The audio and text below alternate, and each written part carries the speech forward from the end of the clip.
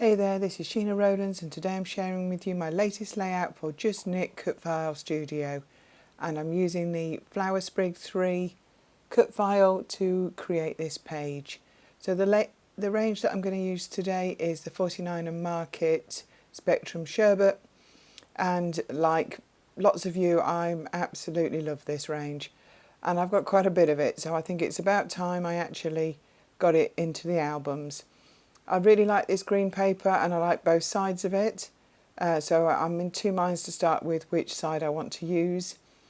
That's why I keep flipping it over, but I decide that actually I'm going to try and use both sides of it. So I'm just going to tear this piece off the bottom. Now that is a tearing ruler by Fiskars. I think I've had it, oh my goodness, it could be 20 years. And I had it before I actually scrapbooked when I was a card maker, but I still use it and it's still on my desk. And it helps rip a straight line.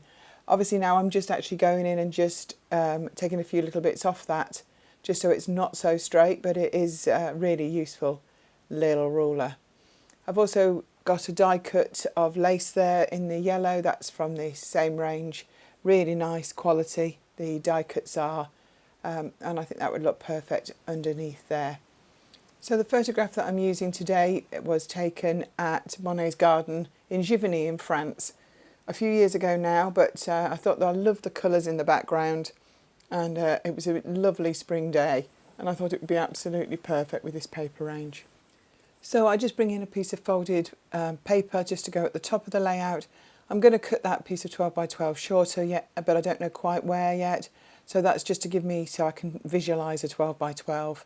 I'm going to use the 3 cut files that I've cut. They're all slightly different sizes and I'm going to use them in a triangle around the page. So I'm just trying to figure out how I want them to look and where I want the bigger and the smaller ones to be.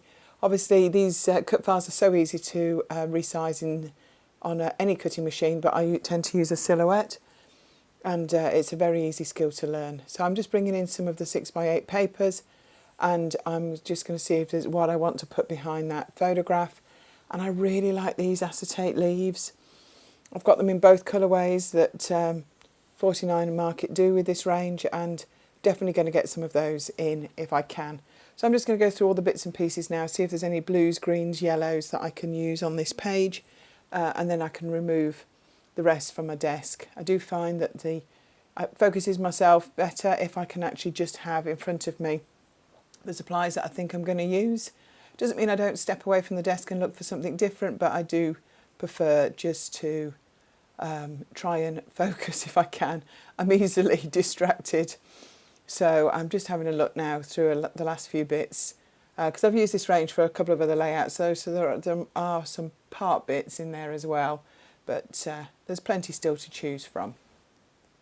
So then I decide that I'm going to back the leaves on the cut files in vellum.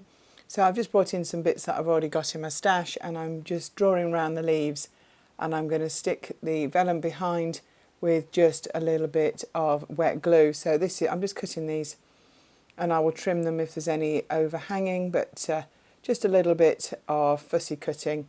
I'm quite happy to do that. I quite enjoy it really, and it helps me to think about the rest of the layout and how I want it to look. So those are all the leaves done.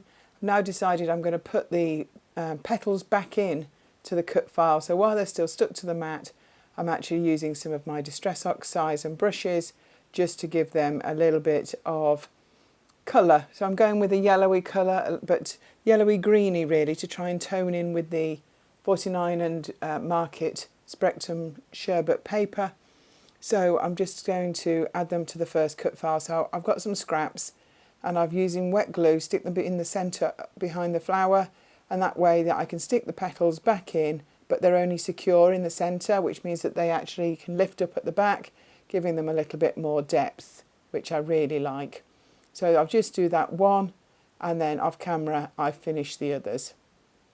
So I lift off all the pattern papers, and using the same sort of Distress Oxide colours, I come in with some brushes and I just add a little bit of ink to the bottom third of that cardstock. It's not very easy for you to see at the final photographs, but in real life it's there, and it just takes that edge off the white and just softens it up a little bit, and I'm quite pleased with the way that goes together. I think I just add a touch more just trying to make it bigger. I always do this. I do some mixed media, then I promptly cover it all up.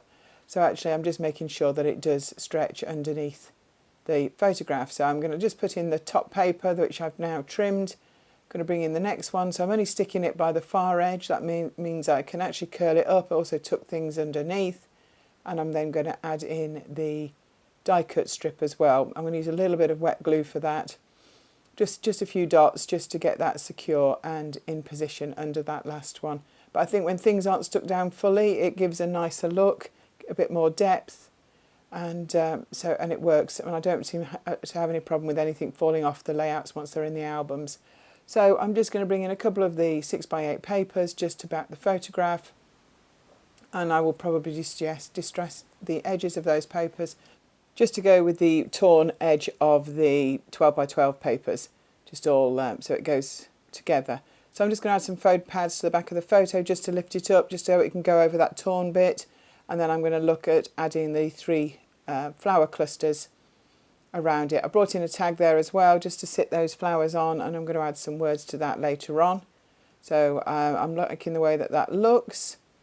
I brought in a Sheenanigans title there, which is a 3D printed by the business that I run. I'll list the website in the wording below the video. And I'm now going to I really like the dark acetate leaves. I think it picks up some of the bits in the background paper, so I think that's definitely the colour that I'm going to go for. So I'm just having to play around with these. I think I might have to get some more, if I'm honest. I've used a few already, and yeah, they're really something special, aren't they? So I'm just keep looking, see what I think. Definitely the right choice, I think. I was just thinking when I looked down at this, that cut file could look completely different in any other colourways. You could definitely, it'd be nice in pinks and reds as well, wouldn't it? Even like a lilac-y purple too, actually. I think it's because they're just such a nice shape of flower. Sorry, get sidetracked. So I'm just going to use some 3D foam just to stick these down. I don't want to put too much adhesive on the back because obviously I want those petals to still look 3D. But I'm just going to add some of the acetate leaves. I do cut a couple of the pieces apart to make the most of them, really, because they're quite big, and I could add the same stalk behind 2 of these flowers. Now that is going to go off the edge, and I will trim it down before I photograph it. I like the way it's just trailing off. So it seems to be working out now, so I'm quite pleased with that. And I'm just going to keep tucking these bits. I'm just using a tiny bit of adhesive on the acetates where you can't see them, where they tuck in behind the flowers. Because I don't really like to see them if I can help it. That's one of the only issues with using acetate. So just adding the tag now with some 3D foam, just tying a knot in the string. And then I can place that cluster on top using some more foam pads. I think I'm going to trap the leaf in between if I can. So I would recommend you check out the Just Knit Studio cut files. There's loads being added all the time. They're really good value. There's an Instagram group that you would, if you'd like to follow it as well, and something going up most days from the design team. So lots of inspiration there, and a lot of these cut files are very universal, can be used in a lot of different ways. So do check it out. So it looks like I'm getting there with this one. I want to add some dots in the centre of the flowers, so I've come in with a Nouveau drops. Decided that black was a bit harsh, so I've come in with a green. I think it's called forest green, bottle green, my apologies. And it's crystal drops, and I've just put them in the centre of the flowers. I let that dry overnight because I'm not very good with messy mixed media, so I just wanted to be sure. And I'm just finishing off now. I've got some acetate butterflies. I made a little blobby mess on the top flowers, so I'm going to cover that up with a butterfly. That was where I started. And but I'm also going to add some little words in around, get the title stuck down. So it ends up saying gorgeous garden. I think that says it all really for this garden in France. It's absolutely beautiful. And I probably would love to see it during every season. I think it would look completely different. So I'm just going to add just a few more embellishments. I've added the word garden there to a tag, and I'm going to just shorten that so it sits nicely with the rest of the title. And I've just got one more thing I would like to do before I get this page finished. That's for the journaling, that's what's going to go up there, just a couple of lines about where we are. I do try and do that if I can. You always think you're going to remember, don't you, where you are or what year it was taken, but the years seem to be going faster. So because of the way the background paper's put together, I'm going to add a few cross stitches in some yellow embroidery cotton. Just in, I think 4 or 5 places. I do that in the end. So using a pricking mat and tool, I'm just adding some rows of dots so that I can crack on and get that sewn.